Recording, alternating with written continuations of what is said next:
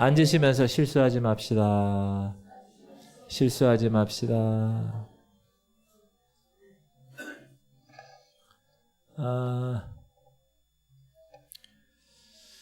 저도 애 둘을 키우고 여러분들도 애들을 많이 키울 텐데 자녀를 키우면서 한 배에서 태어난 아이들이 어쩌면 이렇게 다르냐 그런 생각을 할 때가 많이 있을 것이에요. 똑같은 환경이고 똑같은 상황인데 저마다 생각하는 것이 다르고 대처하는 것이 다릅니다. 오늘 본문을 보면 노아가 방주를 나간 후에 있었던 일에 대한 기록인데 유일한 기록입니다. 질문 드립니다. 방주 밖으로 나갈 때 노아가 몇 살이었죠? 힌트를 주면 600세 때 홍수가 났습니다. 방주 밖으로 나갔을 때 노아가 몇 살이죠? 그러면 601살입니다. 노아가 몇 살에 죽었나요? 950살에 죽었습니다. 그러면 601살에서 950세까지 거의 350년을 살아가면서 많은 일이 있었을 거예요. 그렇죠? 어떻게 생육하고 번성하고 땅에 충만할 수 있었는지, 과연 무지개는 얼마나 많이 나타났는지, 노아의 삶의 방주 이전과 이후에 어떤 변화가 가장 컸는지, 이런 여러 가지 일들이 많았을 것입니다. 350년 동안이니까. 궁금한 점도 많았고 묻고 싶은 것도 많은데 성경에는 아무런 기록이 없고 딸랑 오늘 이 이야기만 적혀 있습니다. 이 이야기의 내용도 우리가 읽었지만 별로 유쾌하지 않습니다. 의인이었고 당대 완전한 자였고 하나님과 동행했던 노아였습니다. 그런데 오늘 읽은 내용은 그가 술에 취해 벌거벗고 누워 잤다는 것입니다. 그리고 그의 세 아들 중에서 함이라는 아들이 그것을 보고 아버지의 취한 모습, 하체를 드러낸 모습을 보고 뭘 볼 게 있다고 낄낄거리고 다른 형제들에게 떠들며 이야기를 합니다. 그러나 그 이야기를 들은 다른 형제 셈과 야벳은 아버지의 허물을 덮어줍니다. 그리고 그것을 나중에 술에 깨서 노아가 알고 나서 그 아들들에게 축복의 예언과 저주의 예언을 했다라는 이야기입니다. 오늘 이야기. 그러면 과연 이야기가 방주 이후에 노아 생애 350년간의 이 생애 중에 하나만을 다룰 때 들어갈 만큼 중요한 사건인가? 어찌 의인이고 완전한 자였던 노아가 이처럼 추태를 부릴 수 있을까? 한 엄마 배에서 태어난 이 아이들, 이 노아의 가족들이 한 방주 배에서 생명을 구원받는 이 아이들의 반응이 왜 이렇게도 다를까? 라는 내용을 오늘 이야기하고 나누려고 합니다. 오늘 주시는 메시지는 노아의 실수를 통해서 위기의 상황보다 승리 이후의 상황이 평안할 때 더 위험할 수 있다는 메시지입니다. 질문 드립니다. 노아는 당대의 완전한 자였습니다. 하나님의 명령에 순종한 사람이었습니다. 그리고 그 하나님의 명령을 외롭게 무려 120년간 오랫동안 방주를 지은 사람입니다. 그리고 엄청난 하나님의 심판의 홍수를 경험한 사람입니다. 그런데 어떻게 노아가 이렇게 술에 취할 수 있을까? 이해할 수가 없다는 겁니다. 그래서 나름 이 노아를 옹호하려는 여러 견해들이 있습니다. 어떤 견해는 본문에 성경 본문에 노아의 죄라는 분명한 언급이 없다는 거예요. 아마 포도주를 처음 담갔으니까 아무것도 모르고 먹다 보니까 이렇게 취할 줄 몰랐다라는 옹호의 견해가 있고, 또 하나는 노아 홍수 이후에는 지난 시간에 말씀드렸지만 엄청난 지구의 격변이 있었습니다. 지구 환경의 변화가 있었죠. 그래서 발효라는 과학적인 것이 일어나게 됐고, 포도즙이 포도주가 된 줄 모르고 홍수 이전에 먹었던 것과 전혀 다른 포도주가 된 줄 모르고 마셨다라고 주장을 합니다. 그러나 이 노아를 옹호하려는 주장은 사실 뒷받침할 근거가 없습니다. 우리가 성경을 잘 살펴보면 창세기의 아담 이야기하고 이 노아 이야기는 유사한 패턴으로 기록되어 있습니다. 첫 번째, 아담은 창조세계의 주권자로 생육하고 번성하여 땅에 충만하라는 하나님의 명령을 받은 사람입니다. 노아도 홍수 이후에 세상을 하나님이 다시 한번 창조하실 때 노아의 손에 붙이시면서 생육하고 번성하여 땅에 충만하라고 명하셨습니다. 두 번째는 아담도 에덴 동산을 경작했고 노아도 땅을 경작했습니다.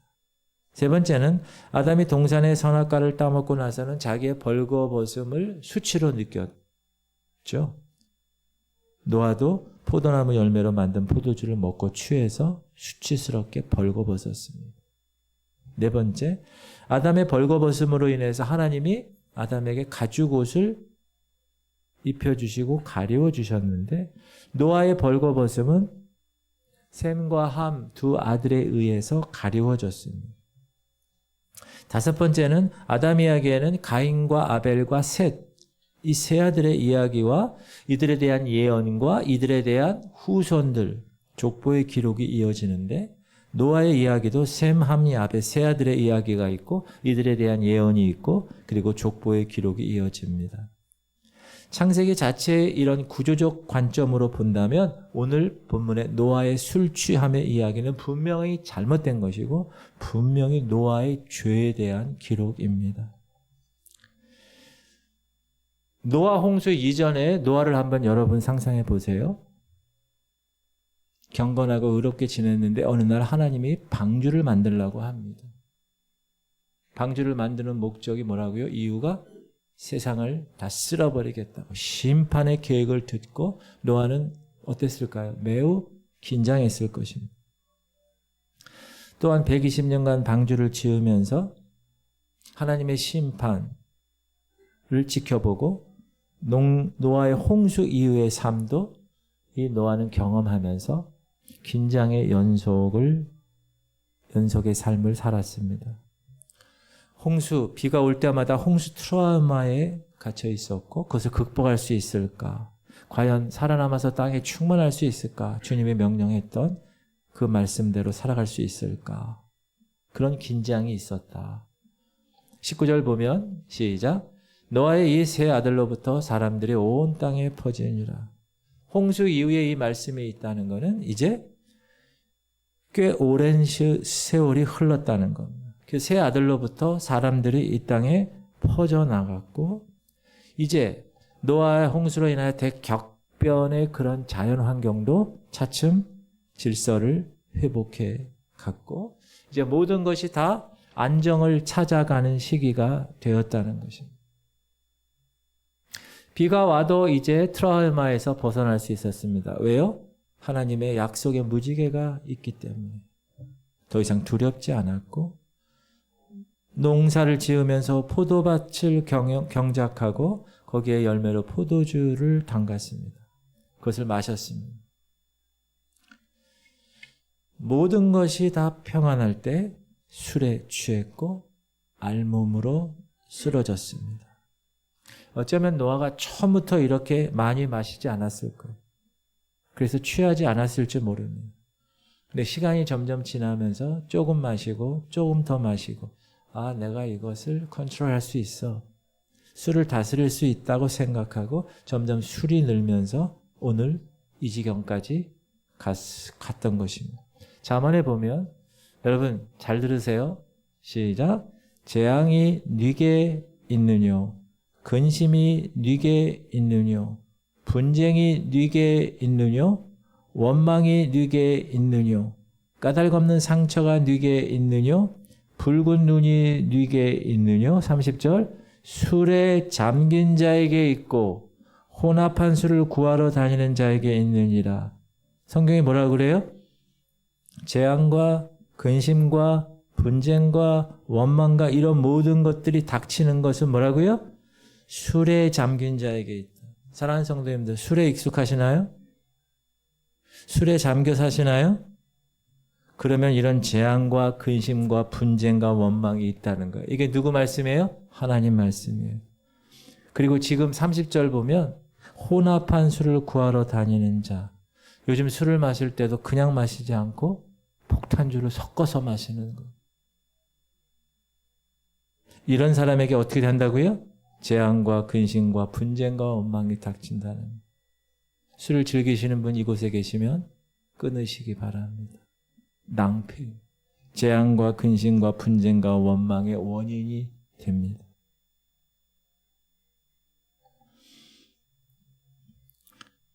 평안할 때 조심해야 합니다. 따라합시다. 평안할 때 조심하자. 옆 사람한테 얘기하세요. 평안할 때 조심하세요. 다윗을 보세요. 다윗이 사울 왕에게 의해서 피해 다닐 때 죄지었다고 성경에 기록한 게 없어요. 근데 왕위에 올라서 모든 것이 이제 안정을 되찾았을 때 그때 밧세바를 범하는 죄를 지은 것이. 엘리야를 보세요. 엘리야가 어떤 선지자예요? 하늘에서 불을 내려게 했던 선지자. 바알과 아세라 선지자들과 850명대 1대로 싸웠던 그렇게 담대했던 엘리야예요. 근데 거기서 승리하고 나서 나중에 이세벨이라는 왕후가 자기를 죽인다고 하니까 도망갔어요. 로뎀나무 밑에서 죽기를 구했어요. 하나님께 주님 죽여주십시오 호소했어요. 항상 평안할 때 조심해야 합니다. 읽을까요? 시작. 그런즉 선줄로 생각하는 자는 넘어질까 조심하라. 사랑하는 성도님들, 모든 것이 평안할 때 방심하기 쉽습니다. 하나님 앞에서 긴장하며 신앙생활하면 하나님을 항상 가까이 합니다. 그래서 자신 안에 있는 죄성을 이길 수가 있습니다. 근데 이제 괜찮다. 안도할 때 넘어질 수 있음을 잊지 말아야 합니다. 다음 주가 추수감사주일인데 제가 우리 교회에 추수감사절날 왔어요. 3년 전에. 만 3년 전에.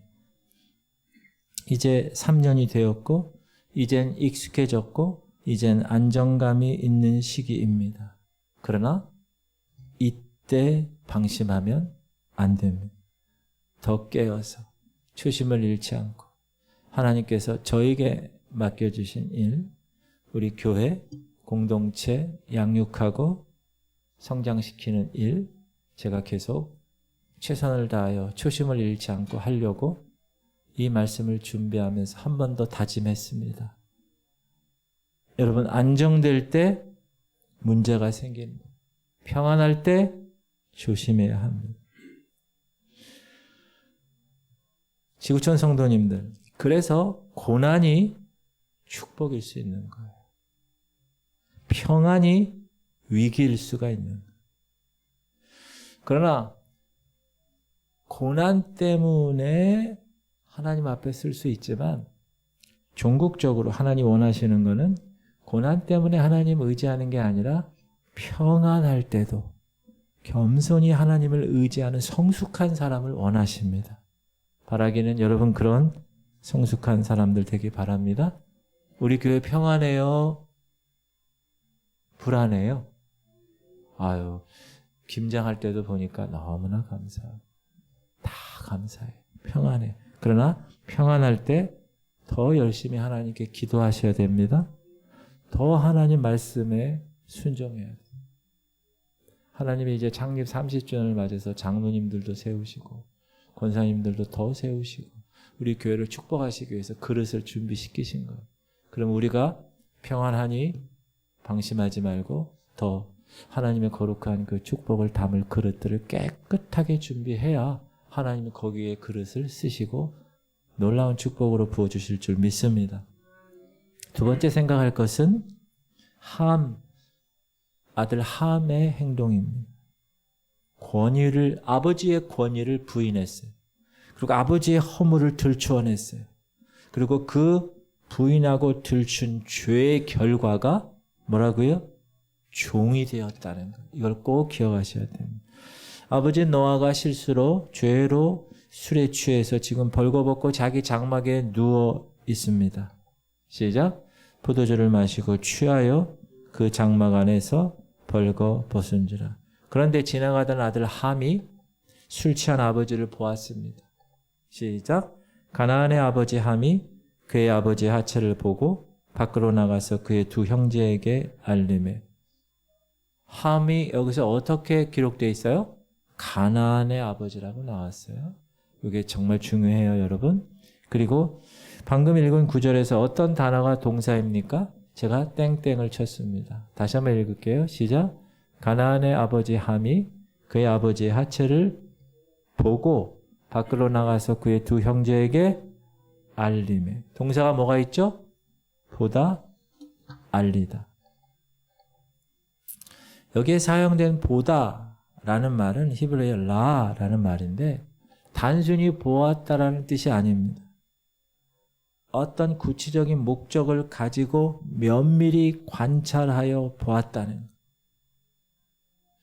알리다라는 동사도 선언하고 해설했다는 의미도 있지만 누설했다는 의미가 있어요.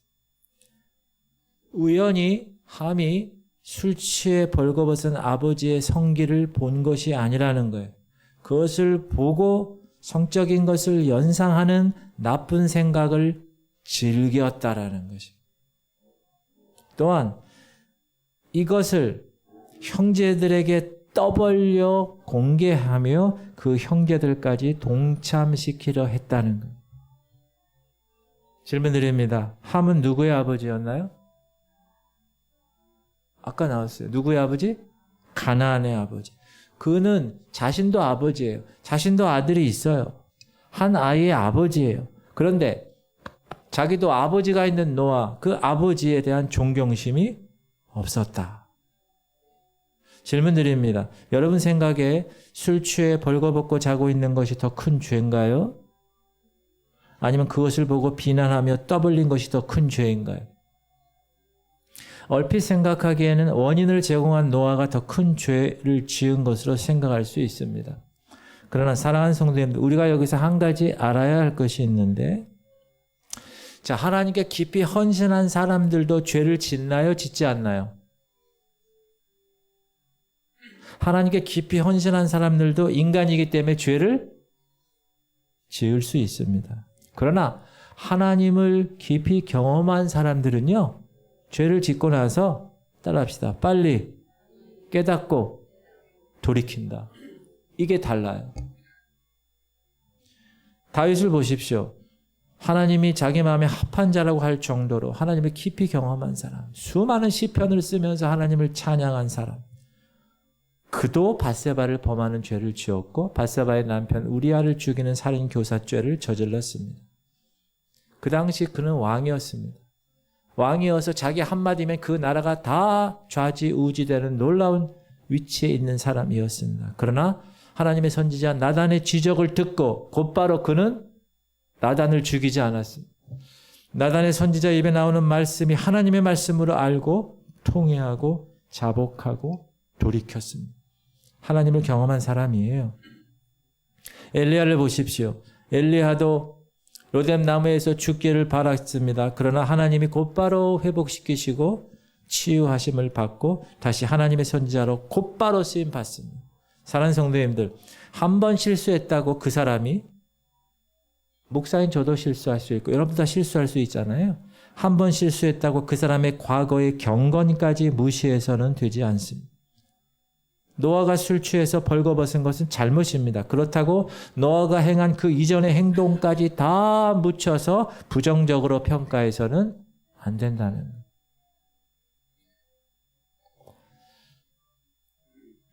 아들 함에게 있어서 그동안 하나님이 아버지 노아에게 함께 하셨던 그 삶에 대한 이해, 삶에 대한 존경이 있었다면 이렇게 행하지 않았을 것입니다. 그러나 셈과 야벳은 아버지를 비웃으며 떠벌리고 다니는 그 함에게 동조하지 않았습니다. 이들은 어떻게 했어요? 옷을 어깨에 메고 뒷걸음쳐 들어가 아버지의 수치를 보지 않고 그 허물을 덮어주었습니다. 시작.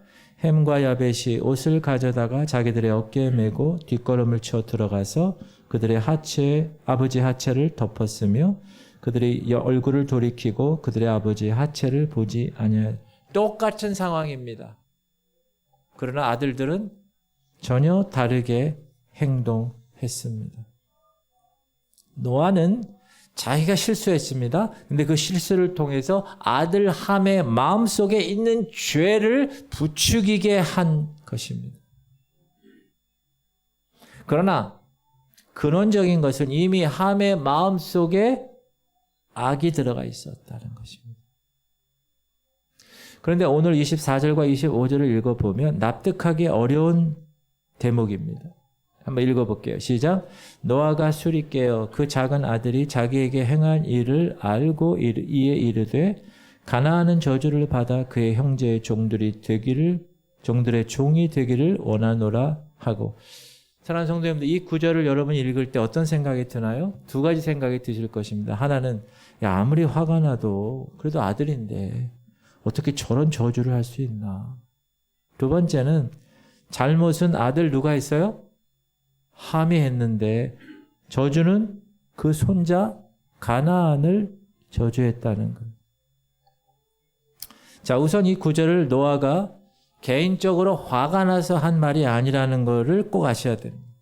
하나님은 하나님의 계획 아래 하나님의 백성들을 이끄시는데 하나님은 여전히 노아를 통해서 말씀하고 있다는 거예요.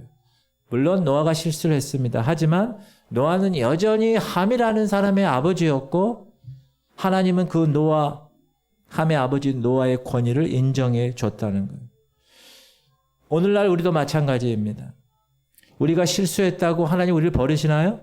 그렇지 않습니다. 그랬다고 우리가 자녀된 권위가 사라집니까? 아닙니다. 하지만 빨리 제자리로 돌아와야 되고 마음의 중심이 다시 하나님을 향해야 하는 겁니다. 그것이 하나님을 경험한 사람의 태도이기 때문에 그렇습니다. 그러면 두 번째 문제, 왜 노아는 아들 함이 잘못했는데 노아의 손자 가나안을 저주했느냐는 것입니다. 어떤 사람은 이렇게 얘기합니다. 함이 잘못할 때 그 아들 가나안도 거기에 동참했어. 그래서 그렇게 저주했어. 지금 억지스러운 면이 있습니다. 두 번째, 어떤 사람은 함이 이런 죄된 성품을 막내인 가나안이 가장 많이 닮았기 때문에 아버지, 할아버지 노아가 이렇게 예언했다라고 말합니다.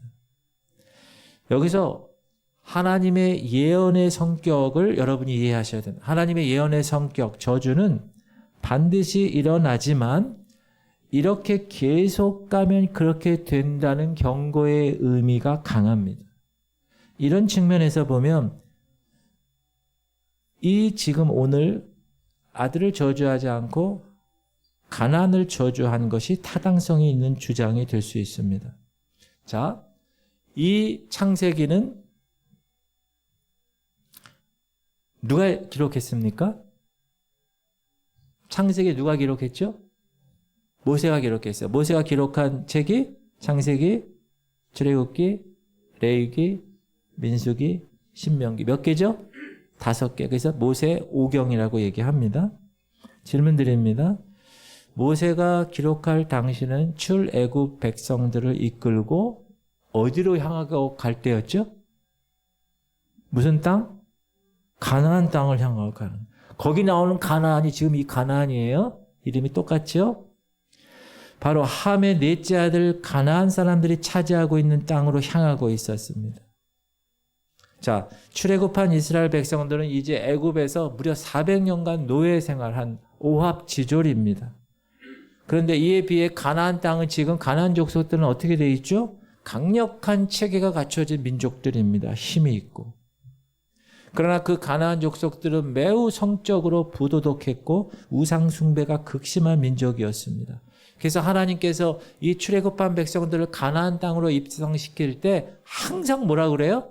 거기 땅에 들어가면 우상 숭배하지 말아야 돼. 거기 가서 들어가면 죄, 부도덕한 성적 죄 지으면 안 돼. 다 끊어내야 돼. 다 죽여야 돼. 그렇게 얘기하시면서 하나님의 계획은 하나님이 택한 이스라엘 백성들을 통해서 가나안 땅을 심판하려고 하신 것입니다. 그래서 광야를 거쳐서 가나안 땅에 입성한 거예요. 그래서 가나안 땅 들어가기 전에 먼저 정탐을 하죠. 12명, 12지파에 한 사람씩. 정탐한 정탐꾼들이 들어와서 뭐라 그러죠? 10명이 다 뭐라 그래요? 그들 앞에서 우리는 메뚜기라고 합니다. 그래서 모세가 이 창세기를 기록할 때 모세는 이스라엘 백성에게 가나안 족속 그들, 지금 함의 아들, 노아의 손자였던 그 가나안 족속들 그들은 이제 하나님의 저주로 심판을 받을 것이라는 것을 강조해서 오늘 그렇게 기록을 한 겁니다. 이해하시겠죠? 가끔 이 저주를 여러분 이렇게 들으실 수 있고 이해하실 수 있는 분도 있어요. 자, 함의 후손이 흑인종이고 그 흑인은 노예가 될 것이라고 예언한 것이다. 이렇게 저 어렸을 때 목사님도 그렇게 얘기한 걸 제가 들어 부흥사들도 그런 얘기하고 여러분도 그렇게 생각하고 계세요? 지금 노아의 세 아들 중에 함이 잘못했기 때문에 흑인이 됐고 노예가 됐다. 그래서 노예가 된다. 이렇게 종이 된다. 이렇게 얘기하신 걸로 이해하세요? 이것은 잘못된 해석입니다. 이것은 19세기 중엽에 노예 무역이 최고조로 이르렀을 때 이제 유럽인들이 이제 살 만큼 잘 살아. 그러니까 허드렛 일을 하고 싶지가 않아요.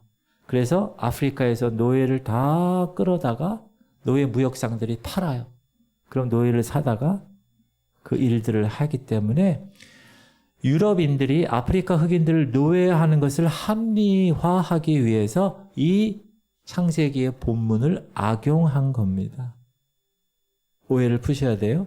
자, 이 저주는 이제 가나안, 함의 아들이 가나안이고 그 가나안의 아들들, 후손들이 이 죄에서 떠나지 않으면 임하게 되는 하나님의 심판을 얘기합니다. 동시에 오늘날 이 시대를 살아가는 저와 여러분에게도 그와 같은 죄를 짓는 자에게 임하는 하나님의 징벌이 있다는 거예요. 함이 어떤 죄를 지었다고요? 아버지의 권위를 인정하지 않았습니다. 아버지의 허물을 떠벌렸습니다.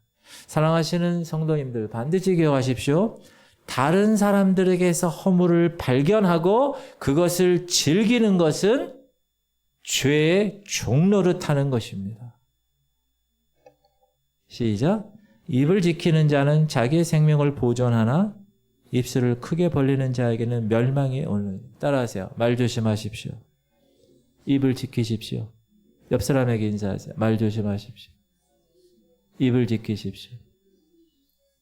우리 교회 공동체에서도 신앙이 깊고 하나님을 경험한 사람들이 많이 있습니다. 그러나 이걸 갖고 있기 때문에 죄를 지을 수 있습니다. 실수할 수 있죠. 허물이 있을 수 있죠. 그런데 그것을 발견하고 그것을 떠벌리고 그것을 남들에게 전하고 그것을 즐기는 사람, 그런 사람이 어떤 사람이라고요? 죄의 종노릇 하는 사람이에요. 저주를 받는다는. 여러분 말 조심하세요. 여기 자꾸를 달아요. 지퍼로. 공동체에서 사단의 가장 중점적으로 하는 일들이 뭔지 아세요? 이 일이에요. 다른 사람에게서 허물을 발견해가지고 그것을 떠벌리고 떠벌리는 것을 즐기는 사람. 목장에서 목사도 장로도 권사도 집사도 성도도 거기에 해당 안 되는 사람이 없는 겁니다. 그러므로 항상 말 조심하셔야 돼요. 축복의 말, 하나님의 말씀에 근거한 말, 하나님이 일주일 동안 나를 이렇게 변화시킨 그 말, 하나님이 이렇게 은혜 주신 그 말, 그런 말을 하시는 거. 우리들 모여 있으면 아셨죠? 저 집사가 어떻고 저 권사가 어떻고 이 교회는 왜 이렇고 뭐 목사는 어떻고 이런 얘기 하잖아요. 함이 되는 거예요. 다른 사람에게서 허물 발견하고 그것을 즐기는 사람 죄의 종로로 탄다고 분명히 하나님 말씀하셨어요. 한 번 더 눈을 감고 자기 가슴을 만지세요. 시작. 말 조심하자. 입을 지키자. 할렐루야. 세 번째 생각할 것은 셈과 야벳의 행동이에요. 자, 셈과 야벳은 함과 같지 않게 아버지의 권위를 인정했습니다. 허물을 어떻게 했어요? 발견하고 떠벌렸나요? 아니요. 허물을 덮었어요. 그래서 하나님이 축복하셨어요. 노아가 비록 실수했지만 아버지의 권위를 인정하고 허물을 덮어주었던 셈, 그리고 야벳. 그 셈과 야벳을 향한 노아의 축복의 예언이 이렇게 기록됩니다. 시작. 또 이르되 셈의 하나님 여호와를 찬송할지어다. 가나안은 셈의 종이 되고.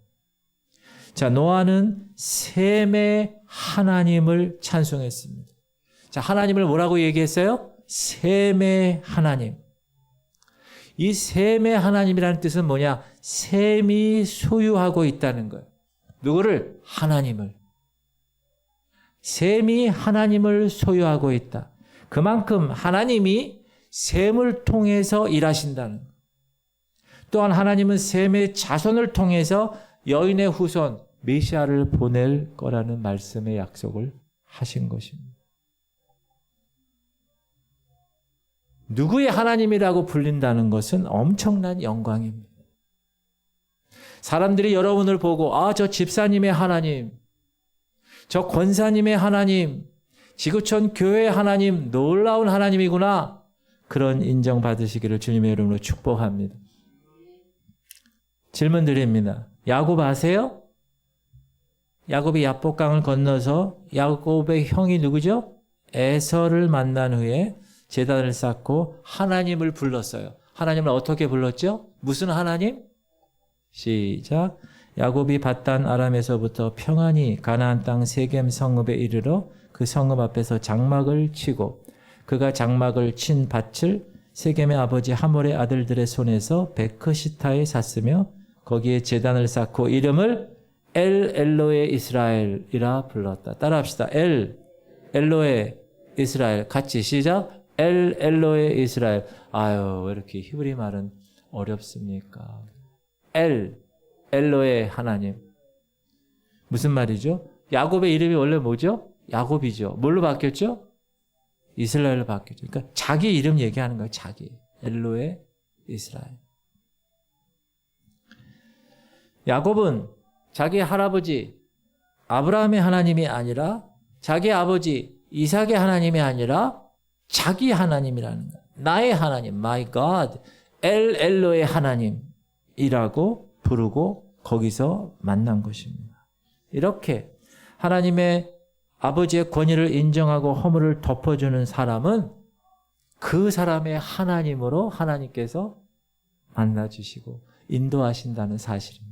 여러분 그런 축복 받으시기 바랍니다. 얼마나 귀한 일이에요. 저분을 보니까 하나님 생각이 나네. 그분의 하나님. 할렐루야. 야벳에게 주신 축복은 그럼 뭡니까? 야벳을 창대하게 하신다. 그리고 셈의 장막에 거하게 하신다는. 시작. 하나님이 야벳을 창대하게 하사 셈의 장막에 거하게 하시고 가나안은 그의 종이 되게 하시기를 원하노라 하였더라. 자, 창대케 한다는 말은 야벳의 자손들이 넓은 지역에 퍼져 살게 될 것이다 하는 거예요. 그리고 셈의 장막에 거하게 될 것이다. 질문 드립니다. 셈의 장막이 뭘까요? 셈의 장막. 아이고, 야벳의 후손들이 셈의 영토를 차지하는 거 아닐까요, 목사님? 아니에요. 그게 아니에요. 이 말의 뜻은 야곱의 후손들이 셈의 후손들과 관계가 아주 친밀해져서 그 셈의 영적인 축복에 이 야벳의 후손들이 참여할 것이라는 것입니다. 지금 아까 셈의 축복을 하나님이 노아를 통해서 허락하셨잖아요. 셈에게. 동일하게 야벳에게도 그런 축복에 참여하게 될 것이다. 쉽게 말하면 셈의 하나님의 축복에 함께 참여하는 자가 될 것이다 라는 거예요. 질문 드립니다. 예수님은 이 셈함 야벳 중에서 어느 아들에게서 태어나셨습니까? 네? 아까 말씀드렸죠? 메시아는 셈의 후손으로 태어났습니다. 셈족에게 있어서는 너무나 놀라운 은혜죠. 그 은혜가 그런데 그 셈족에게만 제한된 것이 아니라는 거예요. 야벳에게도 임한다는 거예요. 이방인들에게도. 야벳 자손들인 이방인들에게도 셈의 하나님의 축복 안에 거하게 되겠다는 거예요. 그거를 널리 전파한 사람이 사도 바울이죠. 이방인 선교를 통해서 지금 방금 얘기하신 야벳이 창백히 되고 셈의 장막에 거하겠다는 그 예언의 말씀이 성취되고 지금도 계속되고 있습니다. 사랑하는 성도님들, 하나님을 나의 하나님으로 만나시길 바랍니다. 아, 목사님의 하나님 아니요. 저 권사님의 하나님 아니요. 나의 하나님. 내가 만난 그 하나님. 그 하나님을 찬송하게 되기를 축복합니다. 더 나아가서 내가 만난 하나님을 통해서 다른 사람의 하나님이 될 수 있다. 누군가의 하나님이 될 수 있다면 더 큰 축복이에요. 여러분의 장막에 누군가 거하게 되는 거예요. 믿지 않는 남편이 거해서 그 사람도 자신의 하나님으로 고백하는 일이 일어나기를 축복합니다. 불신자들, 친척, 친구들이 여러분의 하나님을 경험하고 나서 자기 하나님이라고 고백할 수 있는 그런 놀라운 일이 일어나기를 축복합니다. 그게 셈과 야벳의 축복이에요. 사랑하는 지구촌 성도님들, 오늘 말씀은 우리에게 평안할 때 영적 자만에 빠지지 말도록 경고하고 있습니다. 우리가 느슨해지면, 여러분 신앙적으로 느슨해지잖아요. 사단이 알까요, 모를까요? 귀신같이 알아요. 그래서 어떻게 할까요? 덫을 놔요. 보암직도 하고, 어떻게? 먹음직도 하고, 어떻게? 탐스럽게 할만. 그렇게 보인다는 거예요. 그래서 어떻게 해요? 따먹게 된다는 거예요. 우리가 느슨해지면 노아처럼 실수하면 노아의 죄는 어떤 거죠? 주변 사람들의 죄를 부추겼다는 거예요. 아들 함의 죄를 부추겼다는 거예요. 명심해야 합니다. 그러므로 늘 근신하셔야 돼요. 깨셔야 해요. 내 자신을 돌보는 경건의 사람들이 되시기를 축복합니다. 옆 사람의 허물을 발견했어요. 그럼 어떻게 해야 돼요? 들추어내서 까발려서 이 사람 저 사람에게 막 얘기해야죠? 아니요. 시작. 허물을 덮어주는 자는 사랑을 구하는 자요. 그것을 거듭 말하는 자는 친한 벗을 이간하는 자니라. 허물을 들추고 다른 사람들의 죄를 즐기는 사람은 어떻게 된다고요? 가나안 사람들처럼 죄의 종으로 살다가 하나님의 심판을 받는다는 거예요. 그러나 다른 사람의 허물을 덮어주는 사람, 그 사람의 하나님으로 불리워질 거라는 거예요. 왜요? 우리의 허물을 예수 그리스도께서 덮어주셔서 십자가에서 죽으셨기 때문에. 허물을 덮어준 자는 그러므로 예수님의 사랑을 따라가는 사람이에요. 오늘 공동체 성경 읽기에 베드로 3번이나 스승을 부인한 그 베드로에게 예수님이 찾아오셔서 네가 나를 사랑하느냐? 네가 나를 사랑하느냐? 베드로의 허물을 들추어서 다른 제자들에게 야, 저놈이 수제자냐? 저렇게 하는 놈이 그렇게 떠벌리지 않으신 거예요. 묻고 네가 나를 사랑하느냐? 3번씩이나 물으신 주님. 왜? 3번 부인했으니까. 3번 사랑한다고 질문하면서 주님이 내가 주님 사랑하는 거 아시지 않습니까? 그러면 내 양을 먹이라. 내 양을 치라. 하나님께서 새로운 사명을 주신 것처럼 허물을 덮어줄 수 있는 사람은 예수님 사랑을 경험하고 그 사랑을 실천하며 따라가는 사람인 줄 믿으시기 바랍니다.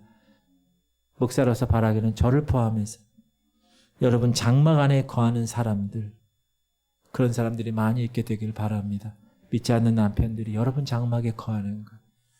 이 지역교회, 이 지역사회가 이 지역교회 장막에 거하게 되는 거예요.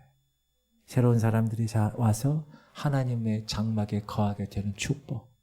그것이 오늘 하나님이 여러분과 저에게 허락하신 놀라운 축복입니다. 할렐루야. 그런 축복의 공동체, 그런 축복의 목사, 장로, 권사, 집사, 성도들이 되시기를 주님의 이름으로 축복합니다. 우리 찬양하고